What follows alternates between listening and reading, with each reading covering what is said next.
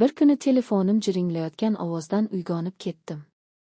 Ko'zlarimni ochganimda Zarinaning boshi yerda yotganini ko'rdim. U chuqur uxlayotgan edi. Tong quyoshining oltin nurlari pushti osmondan otib yuziga tushayotgan qora jingalak sochlar galati manzara edi. Asta-sekin sevgim kuchayib bordi. Sevgim, sevgim, Zarina. Men uning amidan bir parcha sochni olib qulogining orqasiga qo'ydim. Uning yoqimli hidi meni orab oldi. Boshimni chayqadim, pastki labiga muloyimlik bilan tegdim, keyin tilim bilan o'ynadim. Siz javob berdingiz va bizning sayohatimiz boshlandi. Shu payt telefon yana jiringladi. 3-2. U ipak ko'ylak kiygan holda, oyna oldida oq mayo va sharfini yechib turgan edi. Men borib uning sonini silab, lablarimni uning lablariga bosdim. Lekin u menga barmog'ini ko'tardi. Ishga kechikdim, jonim, dedi u yonogimdan tez opib. Men uning hidini ichimga tiqib karavotga yotdim. Men o'rnimdan turdim, tashqariga chiqdim va 20 yil yurdim, iliq suv tanamni tinchlantirdi. U tez orada keladi deb o'yladim. Nonushtadan keyin minigarnituramni taqib, sokin musiqa tinglay boshladim. Keyin kollejga bordim, do'stlarim, eski do'stlarim bilan uchrashdim, futbol, Real Madrid haqida suhbatlashdim. Lekin tasavvurim faqat Zarinada edi. Dars tugadi. To'g'ridan-to'g'ri uyga yugurdim. Yo'lda otamni uchratdim. Onang buvingnikiga ketdi, sen va opang yolg'iz. Uyga kelganimda allaqachon kech bo'lgan edi. Tayyorlandim, dush qabul qildim, kitoblar sotib oldim, joyladim.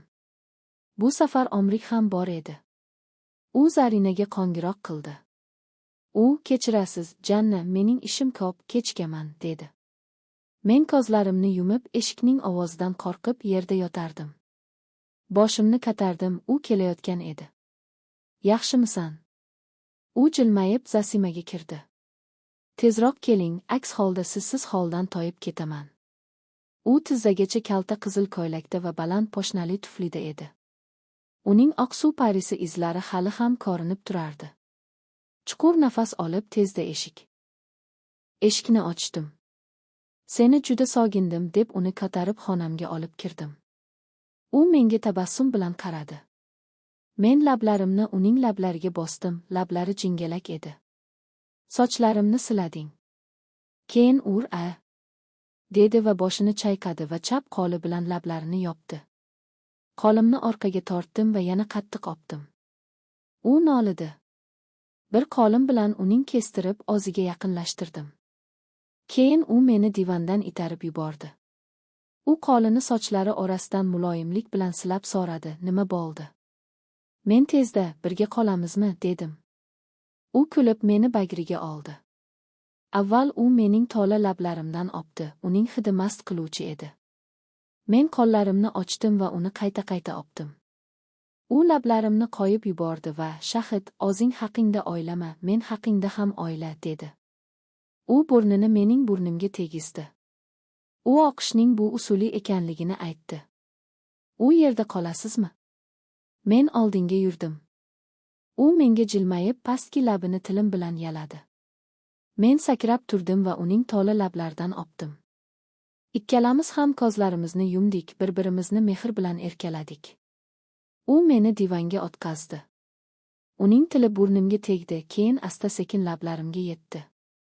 Men uning beliga tegib o'zimga tortdim. Keyin pastga tushdim, bo'ynidan, ko'kragidan opdim.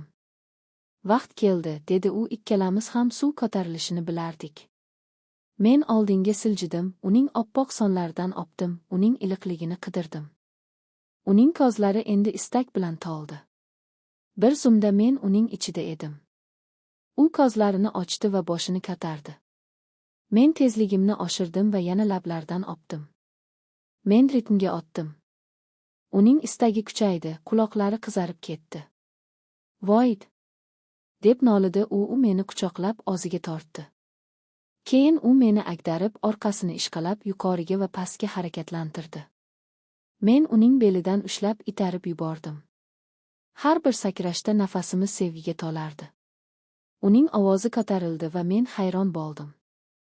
U baland ovozda qichqirdi va men qo'yib yubordim. Biz bir-birimizni quchoqlab og'ir nafas olib yotdik. Biz bir-birimizga tabassum qildik. Keyin sevgi bizni yana birlashtirdi.